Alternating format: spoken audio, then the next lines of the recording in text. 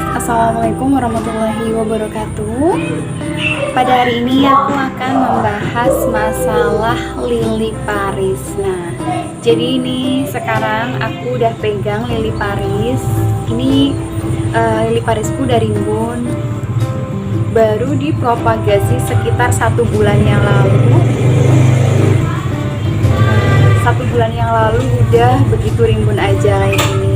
Oh iya, tapi sebelumnya mohon maaf ya guys ya, ini banyak suara anak-anak, banyak juga suara motor dan mobil lewat berlalu lalang karena rumahku tuh di depan jalan utama di perumahan gitu. Oke, aku bakalan lanjutin. Jadi untuk lili Paris ini harganya sangat murah ya, sangat terjangkau sekali, tapi indah banget kalau misalkan kita rawat baik-baik seperti ini. Dan ini cocok buat hiasan di indoor maupun di outdoor. Nah, untuk lili Paris sendiri itu berbeda dengan itu ya, spider plant itu sangat berbeda. Jadi untuk lili Paris itu di bagian tepinya ini itu warnanya putih, sedangkan di bagian dalamnya itu warnanya hijau. Sedangkan kalau spider plant itu di bagian dalamnya warnanya putih dan di bagian tepinya yang warnanya hijau. Kemudian di bagian tengah sendiri, kalau misalkan lili Paris itu dia mengandung umbi, jadi dia tuh berumbi. Nah, ini berkembang biaknya itu dari umbi. Nah, kalau misalkan kalian ingin dipropagasi atau diperbanyak, kalian tinggal dipisah-pisahin aja kayak gini, dipisahin, nanti ditanam lagi. Nah, ini tuh cepet banget tumbuhnya dan cepet banget bisa banyak gitu. Selain bisa ditanam di tanah, lili Paris ini juga bisa ditanam dengan media air. Jadi suka-suka temen ya, kalau misalkan pengen praktis, teman-teman juga bisa ditanam dengan media air untuk cara perbanyakannya. Tapi kalau misalkan lili Paris ini ditanam di media tanah, perlu teman-teman ketahui, ini jangan sampai terlalu banyak air.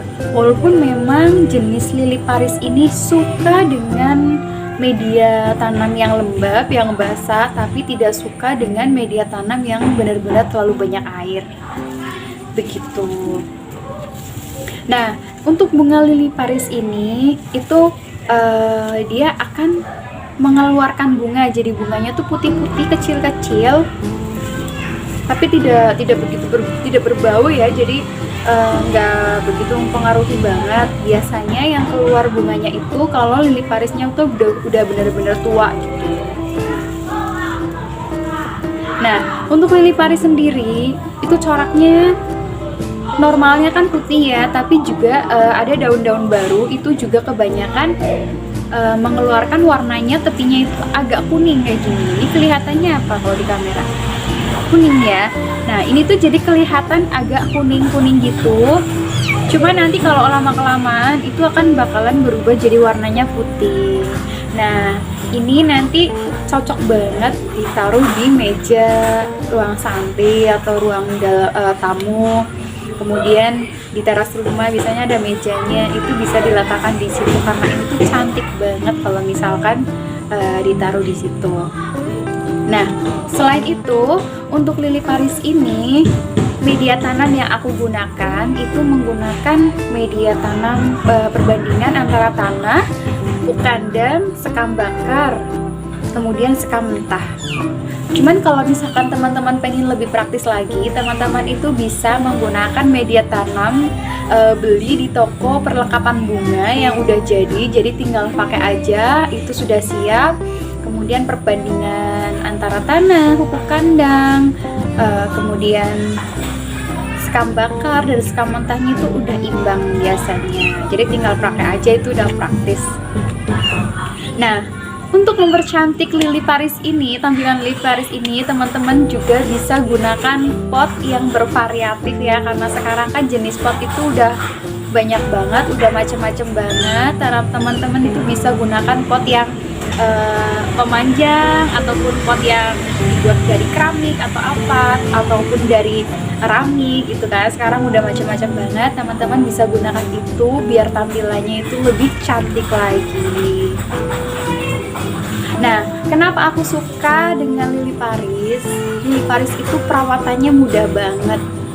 Kita tinggal siram aja secara rutin 2 hari sekali, atau mau setiap hari, mau kehujanan ataupun gak kehujanan, ini tuh aman-aman saja gitu.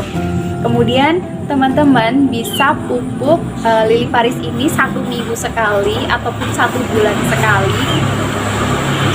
1 minggu sekali ataupun 1 bulan sekali itu juga bisa banget. Nah, biasanya untuk Lily Paris ini aku pupuk menggunakan pupuk mutiara 1616 ya.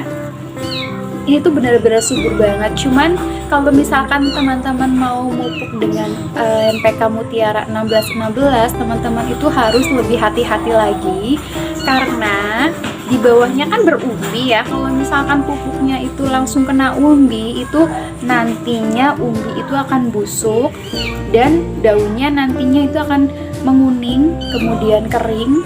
Tapi setelah 1 atau 2 mingguan, yang daun yang tadinya kuning dan mengering itu nanti akan tumbuh tunas-tunas barunya lagi, dan itu akan lebih cepat berkembang biaknya.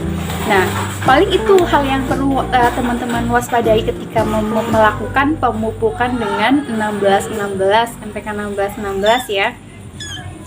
Cuma memang ada plus minusnya, ketika daunnya mulai menguning nantinya bakalan tumbuh daun-daun yang baru. Nah, ini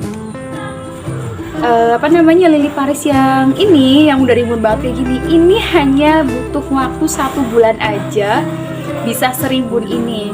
Nah, kenapa? Karena aku kan ketika tanam selang beberapa hari lah, kayaknya nggak nyampe 1 minggu aku langsung pupuk gitu. Nah, akhirnya cepet banget rimbunnya, cepet banget keluar anak-anakan yang baru.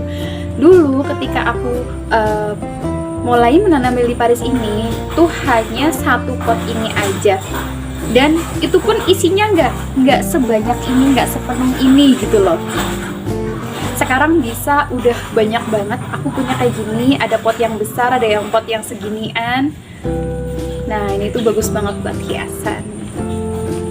Nah, jadi gitu guys untuk video aku kali ini, semoga bermanfaat. Buat teman-teman yang ingin menghiasi rumahnya dengan tanaman Lily Paris, kalian coba bisa trik-trik yang aku gunakan ini. Semoga membantu teman-teman semuanya yang sedang mencari informasi. Kalau misalkan teman-teman suka dengan video ini, jangan lupa like, comment, and subscribe, dan share ke seluruh sosial media yang teman-teman punya. Sekian, wassalamualaikum warahmatullahi wabarakatuh. Bye-bye.